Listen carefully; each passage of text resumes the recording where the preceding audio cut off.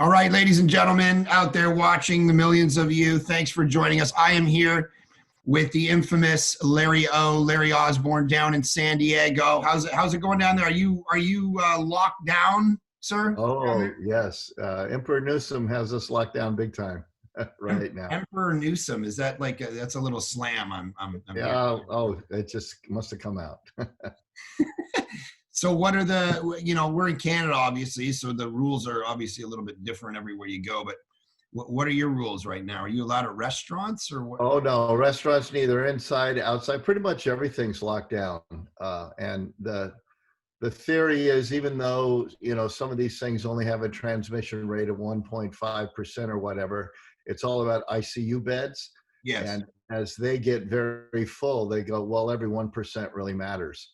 And of course, the downside is pastorally, all the people we know who have jobs that work in those industries that are dying uh, left and right, financially and emotionally. Of course, of So course. that's been the tough battle. I'm glad I'm able to sit back here and just gripe and complain and critique. I'm not having to make those decisions. I'm sure Yeah, they're not easy. those are big decisions. And yeah, obviously it's a complicated issue. I mean, you have people saying, look, the death rate is only, whatever, to a certain age, and there's only a certain amount of people outside of old age homes that die and so on and so forth. But if you just said, and those are legitimate things, and those are very important questions to ask when the government's doing something unprecedented and locking us all in our houses, and people are having mental health problems and suicide rates and depression and marriages and alcoholism, all this stuff going through the roof. Those are legitimate questions to ask. But I think, we can't isolate those things either and just say, well, look, only X amount of people die. It's because of what you've just said. The hospitals could tip if we're not careful with this thing. And I think that argument to me seems to make sense, that we got to at least do our part to try to make sure the hospitals don't tip. Is that? Yeah, and what's happening here down here too is everyone's made in the image of God. We might get pretty marred up, but we understand we're all in the image of God. There's no such thing in His eyes of little people. Right. And so what you've got is, we have a significant homeless issue here. And so I had somebody in the hospital just the other day, 2 days ago, and the hospital was crowded out, but the beds were actually mostly mental ward, which we don't have anymore. Mental illness is not criminalized, Right. and homeless. So it wasn't even all COVID. But still, at the end of the day, if there's not a bed, there's not a bed. That's Right. why I said it's such a difficult thing, Yeah. and it's so unprecedented and so large. I think it's really hard for all of us that are called to share the gospel to make sure we keep remembering what is most important in this thing. Yeah. Uh, 100%. Okay. So you became famous, I mean, for, well, a lot of things throughout your life, but recently you did a video on YouTube that's been watched many, many times, hundreds of millions, maybe, who knows? Don't check the facts. Don't fact check this video, folks. And you were talking about, gathering physically in churches, and kind of your thinking on to gather, to not gather. It was right in the middle. Well, tell us a bit of the story, but when did you shoot it, and what is your basic message in that video? Because people are loving well, it. it was right at the beginning, and it was titled "Don't Reopen Until." So it was probably shot late March, very early April, when everybody realized, oh, it's not 3 weeks; it's going to be maybe a month or two. They thought, and Right. what I felt like is people weren't really thinking through some of the consequences. They just like, let's reopen. And Right. so I said, before you do that, you need to think through quality. For instance, if you reopen with a really bad experience, that's like a restaurant rushing to reopen and the food's really bad. If it's better online, keep it online. I also talked about kids programs that reopening where the kids are in the room changes the dynamic of everything, except for in a small church that actually does that Right. on a regular basis. And it's very hard to reach families, especially new ones, if the kids come and it's a socially distanced, I hate this, I'm in tears, I don't want to be here, mom and dad won't be back. And if they're Right. new folks looking for Jesus, they certainly won't be back as well. And Right. then the concern about singing being something that clearly spreads uh, the vapor more than anything else. And at the beginning, people weren't thinking about those things. Right. What I would add to it now, if I could redo it, um, would be an exhortation to not reopen, but instead to add an option. I think that's been the biggest thing with the churches I work with, both from Yeah. just speaking on something like this to client churches I work with. Um, that when you use the word reopening, you're sending a message subliminally. You're not intending to, but unintended message subliminally to everybody who doesn't come, that you're not really committed or you're fearful or whatever. Right. You also get caught in the whole political thing. Up in Canada, you have that, and we have that of, you're standing up for your quote rights. Right. And so what you do, and we've worked hard to do this at North Coast. Chris Brown, our current lead pastor, has done a great job with it. And that is, folks, it's an option. It's an option. We plan to reopen outdoors January 10th. We still have not opened except for some Sunday night gatherings for communion and things like that. Just the concept of reopening outdoors in January is not a sentence that is applicable to myself, unfortunately. Or pretty much all of Canada, right? Oh, brother. Yeah, definitely. Yeah. No, not, I mean, I'm But to the point is, whether it's indoors, outdoors, whatever, we are not going to call it a reopening. We're saying we're adding an option. For those of you who just desperately miss being together, it's going to be socially distanced. We're going to do all this stuff. Yeah. But we continue to have our watch parties. We continue to have our online. We continue to have all of the other things. Well, And that just takes away almost instantly all of the pushback as people try to turn this political. Yeah, and we're fighting to do our best to reopen, but a lot of our stuff is rental, so we don't even have the option right now. That's true for some of our campuses as well. Yeah. So okay, so how are you doing during the lockdown though? You guys okay? You and Nancy doing good? Yeah, I mean, I look at this as a time where marriages get better or worse. A bad marriage, unless God really steps in and there's some big changes, tends to get worse at a time like this. Yes. Man, I'm blessed. I got to spend a little more time with Nancy, but she's an accountant and loves her job, and so she still works, continues to work. I'm working, of course, at the church, and so it feels like Groundhog Day, except for, unlike the movie, every day doesn't get better and better. It's just Groundhog Day. So take us through, for those who don't know you, take us through the founding of your church and that story a little bit, and then where it is now, and then your wisdom of how you got there. Long ago, far away in another galaxy, in 1980, Nancy and I moved down to San Diego. I was 28, she was 24. We, of course, had all the answers to everything. We were ready to turn the world upside down. Yeah. I did not found North Coast Church. A guy named Mike Wilkins had started it and grown it from 0 up to really well over 100 adults at one point. By the time I came, I think my first Sunday, there were 70 adults. And because you're such a young pastor, a million rugrats, so like 128. What happened is we quickly grew adults and kids to about 150, say maybe 95 adults are there at that point. And as we did that, at the end of 3 years, we had grown by one person. So it wasn't exactly what I had hoped for and figured on. But that's just kind of the way it was. So it was kind of a rough start, and forgive me for moving around there. I had my screen captured by somebody trying to call me. Oh, all good. It's like, everything disappeared. You know what? On this podcast, it doesn't matter. I was interviewing Carrie the other day. I walked off the screen for like a full minute, and he's like, in 5 years of interviewing people, I've never walked off the screen. I'm like, dude, you run things the way you do. I don't care about these things. Like, what do you? That's why we all love you, Mark. You're one of a kind. Yeah. So all good. Yeah. So, but anyway, so it didn't grow. Wasn't able to add a staff member till year 5. Right. Finally hit that 150, 180 adult type of range.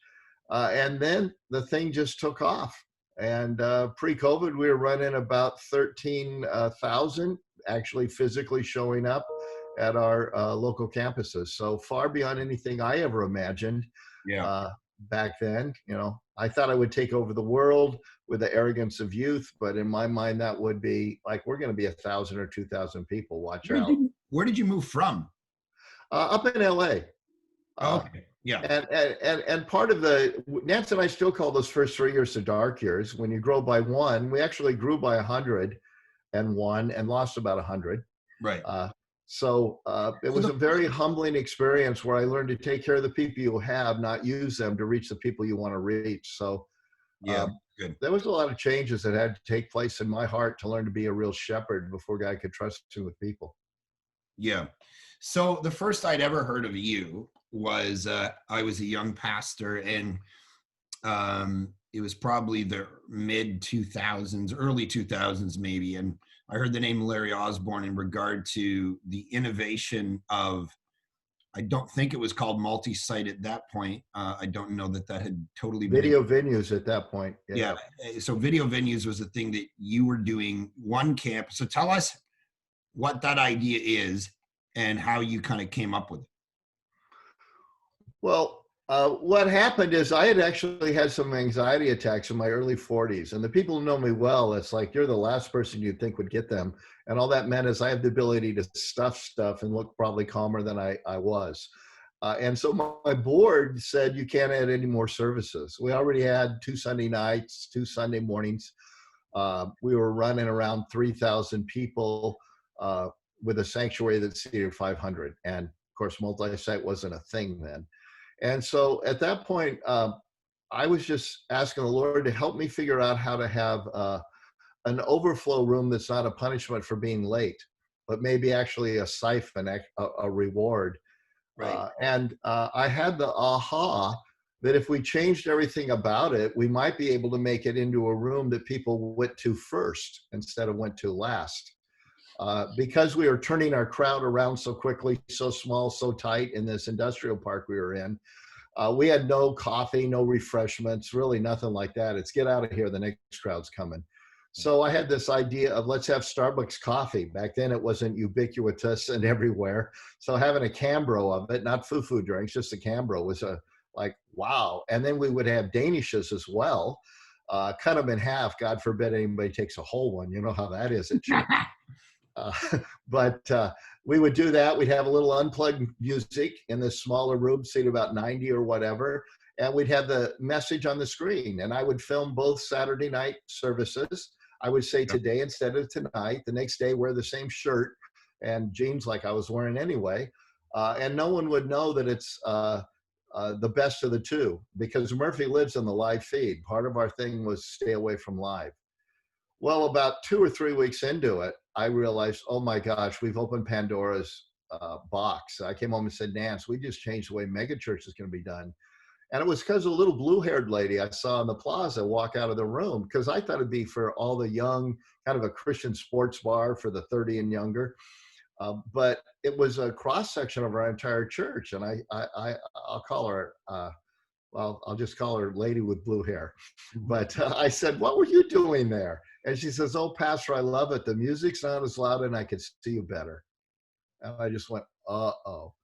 And within about 2 years, you could just name every church that's massive was coming. Back then they had a thing called a camcorder. And you could tell many of those pastors kind of wore a suit, and we were Southern California, flip-flops and jeans. So, and the camcorder gave it away. Right. And so you can just name a who's who. And what happened actually is as I realized how well this could work, we quickly grew.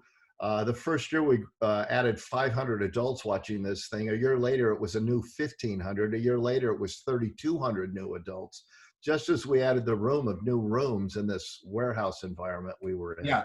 And you would do talk about the different worship styles that you did. Well, that's what hit me is I realized I could expand our demographic, because your worship style and ambiance always limits who you can reach. The gospel, Right. And most any preacher can preach a wider audience if he's authentic than what the room says and eliminates.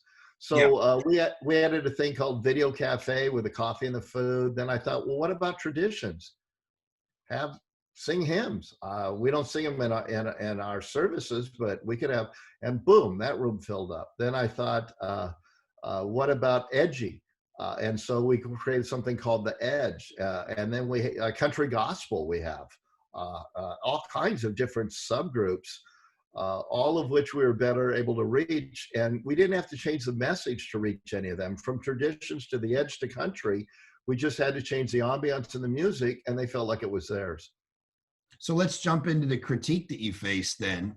As a guy who tries to read widely the different views on lots of things, of course, you at that time, you're on the front of Outreach magazine, and you were being talked about as an innovator, but on the other side, of course, probably as a compromiser, a seeker sensitive guy, a guy who, you'll just do whatever, So talk about how you lived with the tension. I know you're a Bible guy.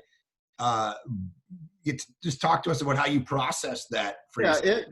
That was really weird for me because, as you said, I'm a Bible guy. I got a Bible verse for everything, unapologetically, even if it's out of context. That's just how I roll. And it And usually is, folks. yeah, and so I was just kind of shocked. And as I stepped back, I realized, well, you know what? What they call seeker sensitive is seeker targeted, and no, we weren't. And I think in the body of Christ, there's room for seeker targeted, but just the assumption that we did things to adapt to reach more people, that we were selling out, was really a Pharisaical mindset. In Right. fact, my book Accidental Pharisees later on came out of that kind of realization that no one wants to be a Pharisee. They think they're defending truth, but all they are is raising the bar to make it harder to come in. Right. Paul said all things to all people. And so to change the music and reach people. And then the other piece is everybody's a consumer. I think that's one of the most just not thought through shots that people take at churches.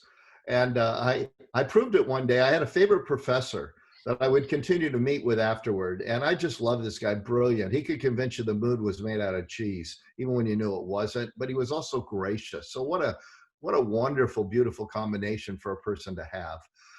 And he didn't like big churches. So we're having lunch one day, and I got to know him well enough I could call him Bob, which was his name. And I just said, Bob, we have a zero marketing and a budget. We don't advertise or market at all. It's all word of mouth. The guy who put up the room, no room in the inside, is not the hero of the story. I need to be like Jesus when he thought it was R&R, went to the other side of the lake, and there was a crowd that followed him, sheep without a shepherd. We got to find a way. And if this consumerism is so bad, then why don't you let me pick the church that you and your family go to, as long as it's Bible believing and Jesus honoring, for the next 3 years? And he said, well, of course I won't let you do that. And I said, well, then you're a consumer. You just don't like Walmart. You like little niche, mom and pop places, but right. You're absolutely. So anybody who makes a decision in a non-parish model is a consumer. Right.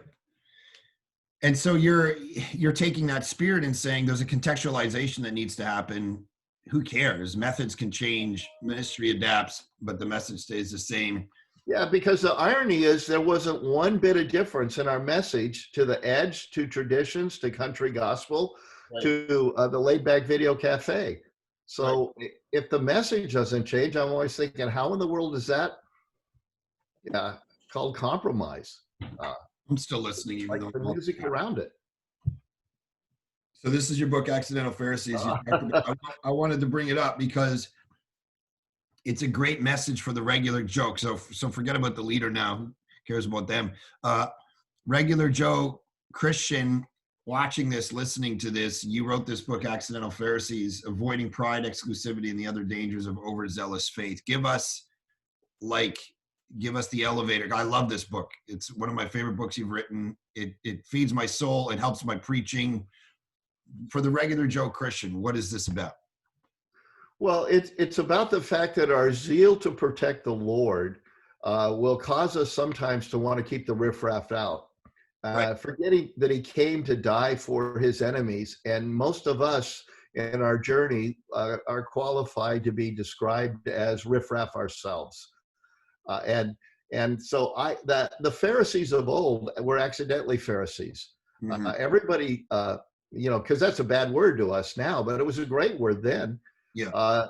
No one knew the word better. No one was more zealous to make sure they didn't cross the line. I mean, that's why their extra rules came. They weren't trying to help out God. They were trying to help out themselves because they knew their sin nature. And the next thing you knew, it became a source of pride and exclusivity, the exact opposite of what Jesus came to do. Well, you talk about one of the illustrations I love in this book is you talk about the idea that, like, Joseph of Arimathea was rich and a disciple. In our culture, rich people get slammed because there's no way they could be legit disciples. You talk about the idea of, like, we set this bar, and to not confuse discipleship with leadership, I think, is the distinction you make. Yeah. We set this bar of, like, here's what a disciple is, and the regular Joe never lives up to it because it's like this high bar of, you gotta sell all your stuff, move to the village of some poor country, or else you're not a true disciple of Jesus. And you talk about your mom and how she, like, you don't know whether she's ever actually got through the entire Bible, and yet she's the best Christian. Talk about that a little bit. Yeah, well, what happens is, as you said, we've confused discipleship and leadership. They're the two rails that the body of Christ and a local church runs on. If you don't have discipleship, you have no salt and light. You don't have leadership pipeline. You have no future locally and universal. But what happens is we've turned them into a monorail. And the train was never meant to run on a monorail, so it falls over. When it falls over one side, you get arrogant leaders who are down on everybody else who doesn't qualify and doesn't meet their standards. When it falls out on the other side, you get despairing Christians who think the only way to honor Jesus is to somehow get into full-time vocational ministry.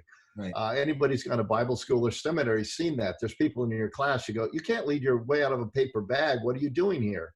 Well, you've bought the myth, and the seminary is taking your money, or Bible school, that the most committed Christian is the one who spends the most hours on vocational ministry type stuff.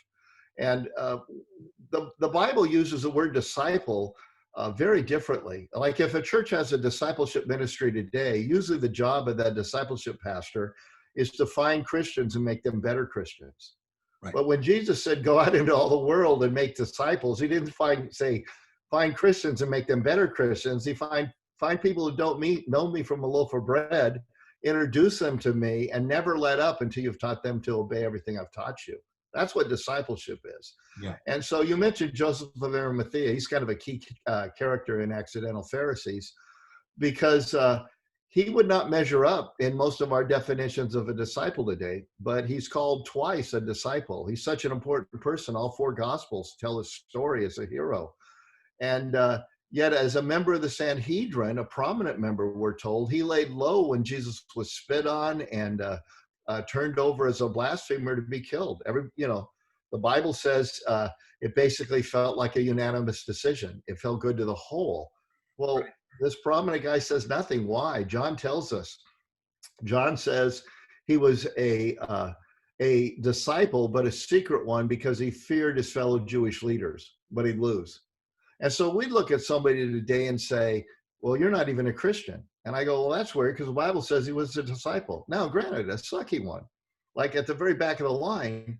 But the weird thing is, in the biblical viewpoint, verse ours, where we keep raising the bar and you're not qualified until, at this point, as Luke says, he boldly steps forward to identify with a crucified criminal in a Roman culture, to take his body and have it buried in his tomb.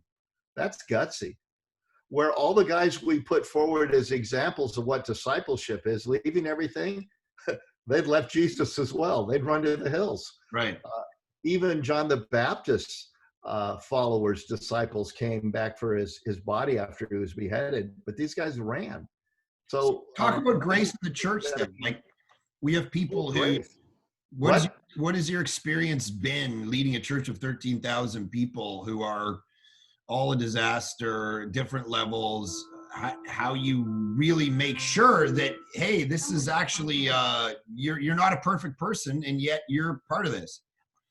Well, I think part of it is making the distinction between the First Corinthians chapter 5 high-handed sin that's continued in, and the struggle and lack of full commitment, and that is part of the discipleship journey.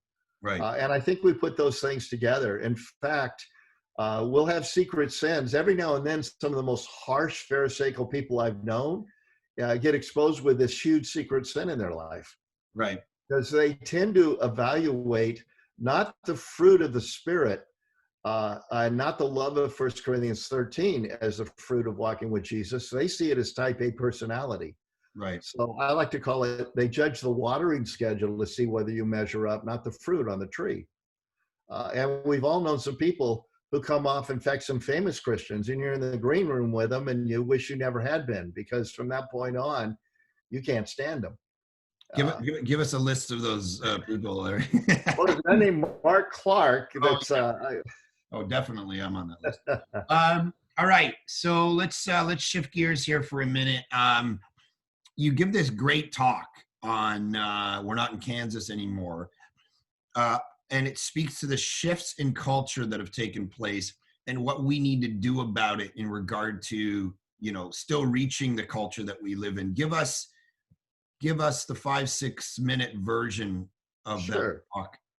Well, part of it is we tend to gripe about the culture God put us in instead of count it a privilege that he put us in this tough place. He trusted us. He's empowered us through the Spirit. I don't want to be the person who wrings my hands about the things I'm going to mention, which is how they're usually voiced. I want to go, these are things I need to be aware of. And the gates of hell cannot prevail. Let's go. But let's be aware of these things. Right. And I think one of the first ones that I always talk about is we live in a highly segmented tribal culture. And we always have had echo chambers, but the echo chambers were not as obvious as now because they used to be regional. For instance, down here in the States versus Canada, there's significant differences in worldview that neither of us would really understand. And still, I start hanging out with Canadian friends, or you start hanging out with people from the States, and you go, oh, that's interesting. Here in the States, it was always regional. Somebody who was very successful as a leader or pastor in the South would bomb when they went to New York City, and West wouldn't make it on the West Coast. And they'd come and be surprised because their whole world was this echo chamber of all these different regional areas. Right. And then we had media, monolithic media for a short time with AM radio when that first came out, and television when it only had 3 networks. And everybody kind of experienced the same things. Back to my dad and mom's era of I Love Lucy being a show that 74% of people watched it when it was rated #1 households. Right. By the time Cosby Show was #1, it was 50. By the time it was Seinfeld, 34%. By the time it was NCSI #1, it was 17%. Or in other words, 83% never seen it. And what's happened is choice has come on. It came on with FM radio long ago, then it came with cable television, then it came with our iPods, then it came with Pandora. And this is not going to change, though we hate the echo chambers and the fact we don't know how to communicate with our neighbor, because now our tribes are by choice, not by geography. None of us are willing to give up our choices. I don't want to go back to 3 networks and I've got to watch this show live, or I can't. I love time, shifting and all that, which is the second one. We're living in a culture where everybody time shifts everything. My 93-year-old dad and in a month to be 90-year-old mom, by the grace of God, are very healthy, driving and, all the normal stuff. But the thing, at that age, they time shift every show they watch. This is not a millennial thing. This is a cultural thing. Right. And the church is still acting like, well, everybody is speaking the same language. One of the implications of this is we've got to work with one another more than we ever did before. Because when you had an echo chamber that was wide, you could reach all kinds of people in your city. But when the echo chambers are so small that even 2 kids raised in the house might not know each other's music and media interest. Yeah. Well, at that point, we better be working together like we never have before. as different franchises. And with time shifting, when I first started ministry, the only place you could ever hear an organ was in an occasional church. Now, the only place that things have to be live or they're not real is the local church. Mhm. The people who are reaching are going, well, what do you mean I can't time shift this? Well, And I've sat on stages and talked about our video methodology and been called out in front of hundreds of people by other leaders who say, you know, reaching people via video is wrong. And now, you know, those same people are, COVID changed all of their minds, didn't it? yeah, right. So it's like we're still, but my point is we're still, in my view, if we're still having this conversation, we're dinosaurs. The idea that you couldn't message and disciple and reach people through video, and the church is still the church is at least 10 or 20 years usually behind trends, wouldn't you say? Yes. Well, here's one of the ironies, and I'll name the name. It was Brian McLaren, an article in Christianity Today or Leader, I forget where it was, but there were others as well. The same thing. As academics, they would write articles on the sellout of video venues and the inability to and multi-site, the inability to one-on-one touch the people you're reaching. And the irony is they're writing it on a paper to people they will never see and never know, and think Right. that's a legit way to frame their worldview and disciple them. And it's not so. Yeah. Any leader has always only had a small circle of people that they really know well, and everybody else you're on a stage for. I mean, this happens at 500-600 people. You don't know the real stories. And the other thing I think people misunderstand maybe is because obviously the argument would be, well, you know, I'm Brian McLaren. I'm not a pastor. I'm not trying to do the same thing Larry Osborne's trying to do. And I'm Well, critiquing he was then. church and ecclesiology. He was then. But writing books, of course, is trying to accomplish something different than being a church, you know, ecclesiologically or whatever.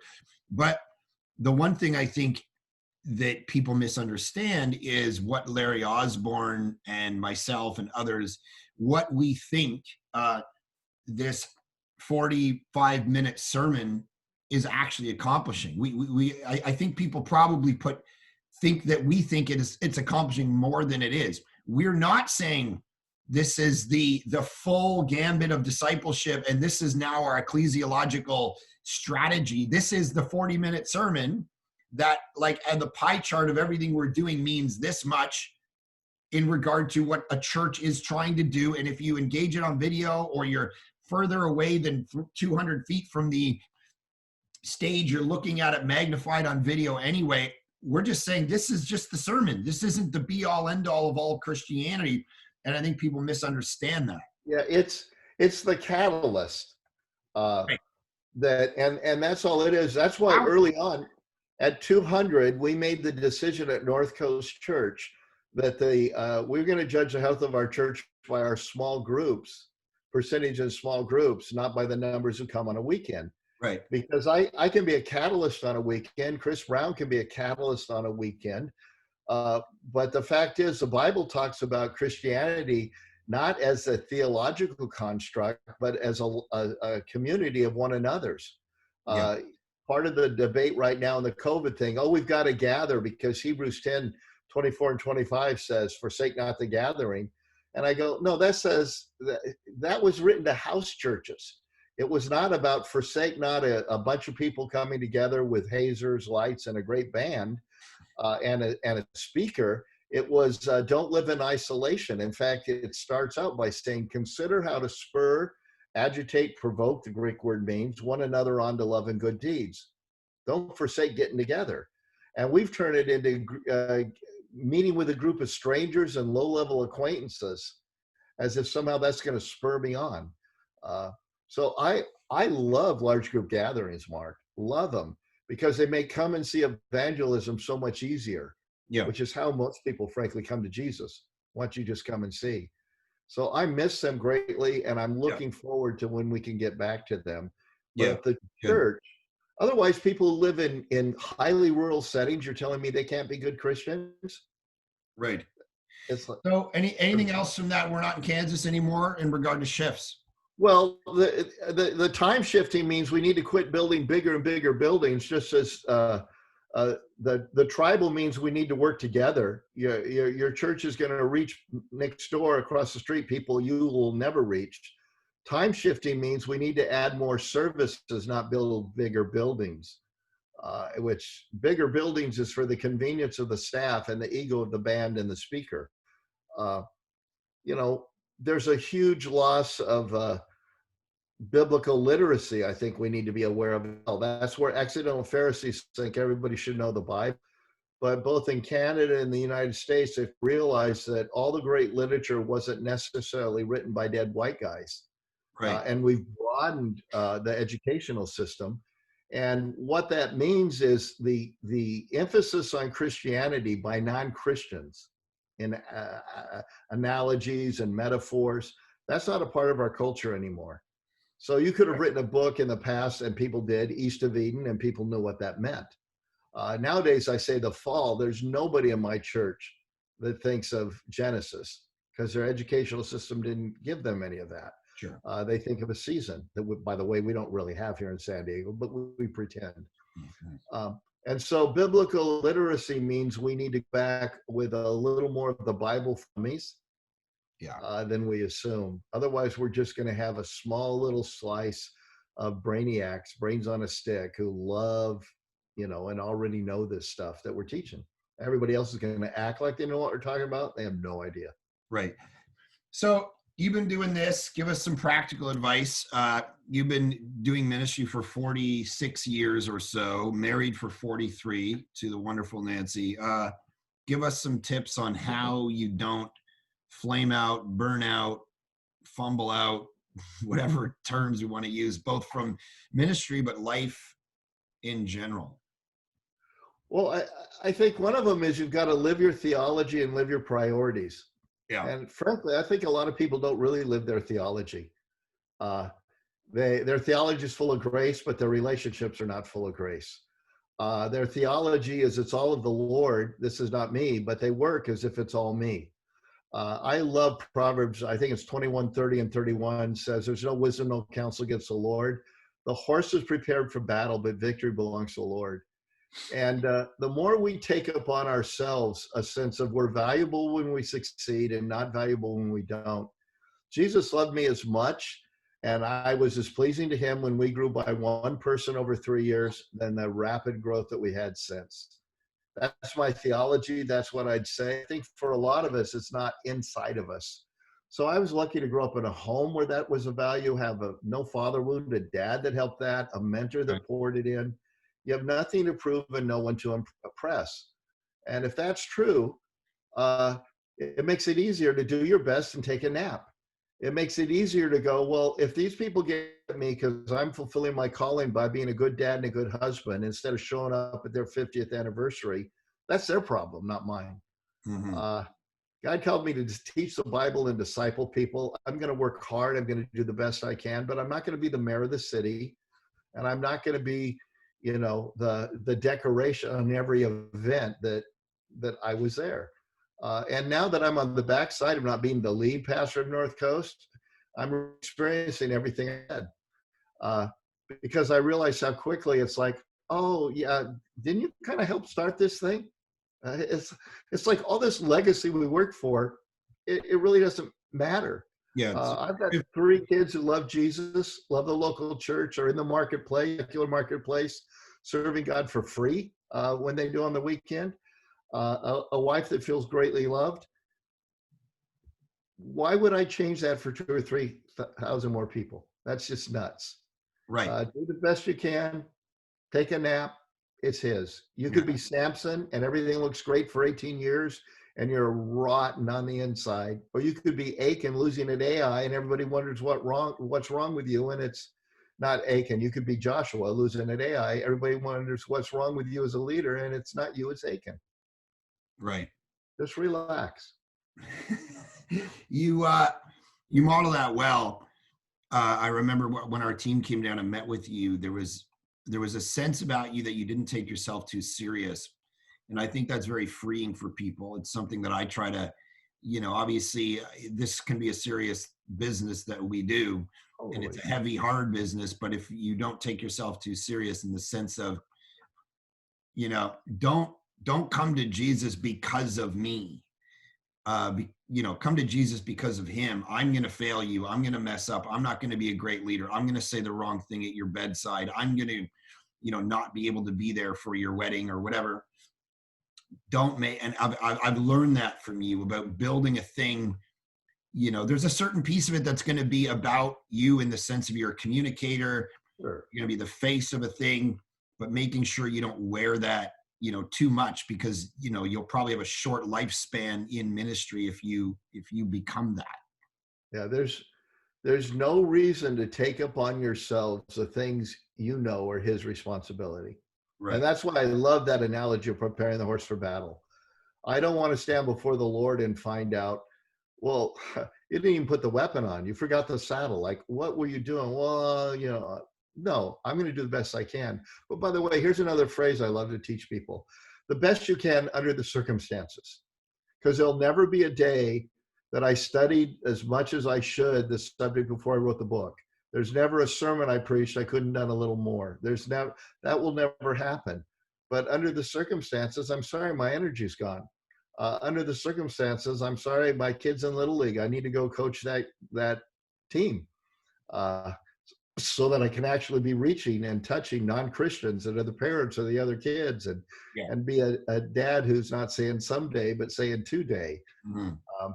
And what that meant is when we had 2 Saturday night services, Mark, I preached some pretty sucky sermons on Saturday night after I'd been in the sun too much. But I'd fulfilled my calling, and I did the best I could under the circumstances. And I laid on bed, my head on the pillow in bed, and went to sleep. Love that image. On that note, talk about, I don't know if you remember this, you probably will because you shared it with me, something you and your brother and your sister got up at your parents' wedding anniversary or something, and you talked about the lifeboat or whatever. Give us that analogy. I think that's brilliant for marriage. Yeah, and it's one I've tried to model again, because I think security comes out of the strength of a marriage. And the kids. marriage it's not the center of our spiritual life. Singleness is a great and high calling, but it is to a culture. And so it was my folks' 50th anniversary. Being the oldest, I spoke first. And one of the things I said is, we love the way you have a love relationship for each other. You're just deeply devoted to one another. And in fact, I always felt like if we were out on the lake and there were only 2 lifeboats in life jackets, and we sprung a leak, that you'd give each other the life jackets and say, sorry, love you, but. And my sister got up, brother Nick's, and said similar, my sister similar, and my mom starts to cry because she's feeling like, what a crap mom I am. And all of us were like, no, you don't understand. That is the greatest gift you could have ever given us. Mm-hmm. The security of a mom and dad. As the scriptures say in Ephesians, the model of a marriage is the model of the church, of Christ's love to the church. I never had to lay in bed and wonder if they had a little disagreement. Oh, is my world going to fall apart? I never had to worry whether a commitment, for better or worse, was, well, not that worse. Right. And that carried over to my faith. And it deeply carried over to all 3 of us in our sense of security. We're all very secure in our own skin. And I believe it's the gift of a no father wound and a gift of a man who showed us how to love a woman. And all 3 of us are trying to repeat that back. Yeah, that's great. So talk to us a little bit about how you've raised 3 kids on your own that love Jesus. So how do we do that? Well, first of all, I don't take too much credit if you're blessed with it. Because remember, in the Garden of Eden, you have no sin nature, perfect environment, call God the parent, perfect parenting, you have rebellion. Right. So I think those of us that are fortunate sometimes can be a little arrogant when it's kind of like you see a turtle on the post, it didn't get there alone. No idea what that analogy just meant. I mean, it's up there looking over everybody. Somehow somebody put it there.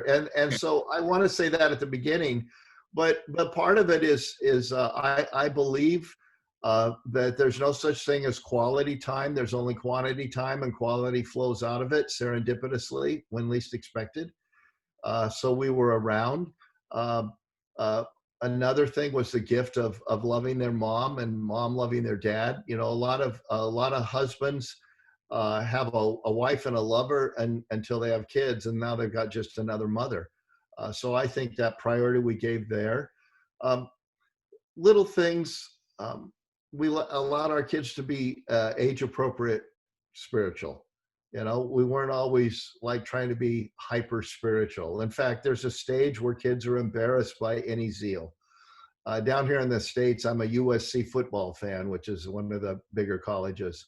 And had I had a horn where when you honk it, it played the USC fight song, and I had USC bumper stickers all over. And every time I turned, I talked to people about USC football. My kids would have gone to UCLA, the arch rival.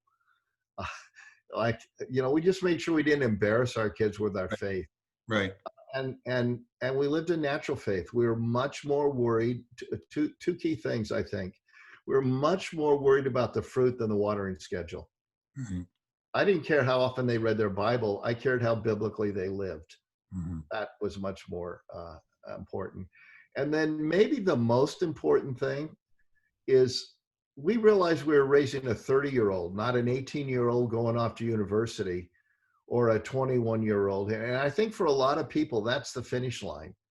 And when your finish line is getting them into the right university, or your finish line is, okay, they're an adult on their own, you have a lot of angst about stuff that doesn't matter when you're 30. Nobody asked a 30-year-old whether they were valedictorian, they got the highest grades they could have got. Nobody asked what their GPA was. All these parents that are over pushing athletics, nobody asked my kids, you know, what sports they played, how good they were, how many championships the team won. Right. Those aren't 30-year-old questions. So that 30-year finish line was a big deal. Yeah, that's great. I love that.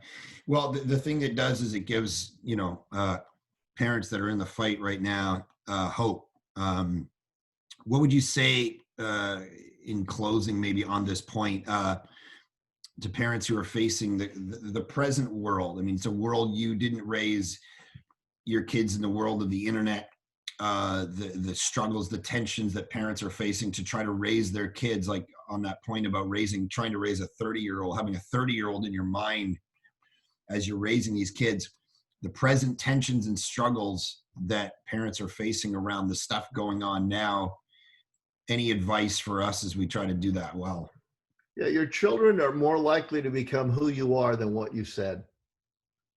Right. And so if you live it, they will probably become it. And character can overcome any environment. Mm-hmm. So we often act like it's the environment's going to make our kids go crazy. So we put them in a bubble. And of course, then the moment they get out of the bubble, they go, oh, everything's not as evil as I thought. Oh, that's really good, whatever. And they kick the traces. So I think learning to live it, and let's not over idealize the past, or let's not over catastrophize the present. Because actually, my parents were told this is the hardest time ever to raise children. Look at pornography just going crazy everywhere. Look at the free love movement. Look at the drug movement. At that point, as far as conflict, when I was a young teenager, pretty much every major city across the United States was burning.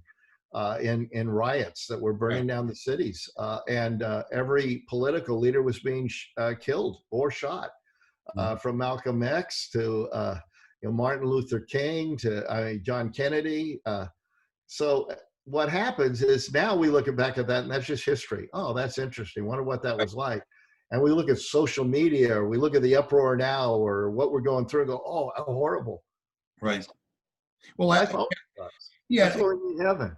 And I talk to people about that in regard to this kind of apocalyptic feeling that people have. It's, you know, new Christians, let's say, who they're like, this is the end of the world because coronavirus and this and that. And I'm like, you know, one of the things that helps you, and I'm not saying it's not, I'm just saying having a historical perspective on, I'm sure the people, like you said, in the 60s, I'm sure people in World War II, I'm sure people in the Spanish flu, I'm sure people in the 1500s, everybody's had stuff go down, and it actually pales in comparison to that. Yeah. And so having a historical perspective, but it's almost like we don't have that. Like even when I just became a Christian in the late 90s, there was all these videos that these people would show me about, the millennium turnover. When it turns to 2000, all the planes are going to crash and it's the end of the world. And you got to make sure you don't take the mark of the beast. And the mark of the beast is getting the internet, because the word computer in Roman numerals means 666. And now everyone's doing the same thing with all this stuff. And for many of us, and I say us as a 40-year-old who saw the tail end of it when I first became a Christian, but I bet for you, you've been through all these phases of Christian fanaticism. And it must be almost laughable to think, oh, guys, this is literally the 8th cycle I've been through with this. Yeah. Oh, yeah. Yeah. Sometimes people go, Larry, how have you been so good at seeing the future? And I go, well, sometimes it's because I already saw the movie. Right. Once you've seen 3 Hallmark movies, they're going to fall in love and when and where, and the kiss will be at the end. And sometimes life is that way. I've also always just had a propensity to go back, not just to my life history, but history. Mm-hmm. That's where Joseph of Arimathea jumped out at me. I love to just even read a Bible text and go, what was it really like? And then I suddenly realized people say they want a New Testament church. Have you read the New Testament? Like, that church was racist, didn't want any Gentiles in it, totally disobedient to the Great Commission until Acts 8, when a persecution is sent by just go on and on. Are you kidding me? Paul planted terrible churches. That's why he had to write all those letters. The Holy Spirit's just killing people who don't give enough. Yeah. I'm just sitting there thinking, you don't really know what it was like. Again, the Spanish flu. We've had a blip compared to that. The plagues wiping out Europe. World War II. Have ever seen those death numbers? And it's just crazy compared to now. Because the truth is, we have less world hunger and less war and pestilence than we've ever had in human history.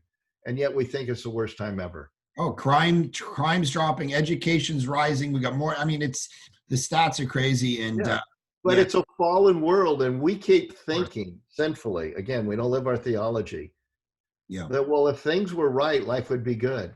Life will never be good until Jesus returns. Yeah, 100%. Well, on that note, sir, thank you for spending some time with us, and hopefully you guys are well down there and this thing can end soon and we can all get back down and hang out with you and Nancy. So thanks for your time.